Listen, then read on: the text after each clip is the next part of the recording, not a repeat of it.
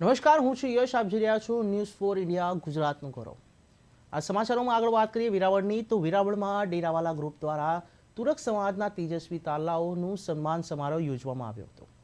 ગીર સોમનાથ જિલ્લાના વેરાવળ શહેરમાં દર વર્ષની જેમ આ વર્ષે પણ ડેરાવાલા ગ્રુપ દ્વારા આગેવાનોના અધ્યક્ષસ્થાને તેજસ્વી તાલાઓનું સન્માન સમારોહ યોજવામાં આવ્યો. આ સમારોહનો મુખ્ય હેતુ મુસ્લિમ સમાજમાં વધારેથી વધારે લોકો શિક્ષણ તરફ આગળ વધે અને આ તેજસ્વી વિદ્યાર્થીઓને પ્રોત્સાહિત થતા જોઈને તેનાથી પ્રેરણા લઈ સમાજના યુવાઓ વધુથી વધુ શિક્ષિત બને અને દેશ અને દુનિયા સાથે ખભેથી ખભો મિલાવી ચાલી શકે. આધુનિક યુગનો જમાનો છે, ત્યારે દેશ અને દુનિયા શિક્ષણ ક્ષેત્રે મુસ્લિમ સમાજથી આગળ છે, જ્યારે મુસ્લિમ સમાજનો એક મોટો તબક્કો શિક્ષણથી વંચિત છે, જે એક ગંભીરતાનો વિષય છે. પરિણામે સમગ્ર કાર્યક્રમ દરમિયાન પ્રવક્તાઓ અને પ્રોગ્રામ આવેલ તમામ આગેવાનો દ્વારા ભણતર ઉપર ભાર મૂકવા હાકલ કરી હતી.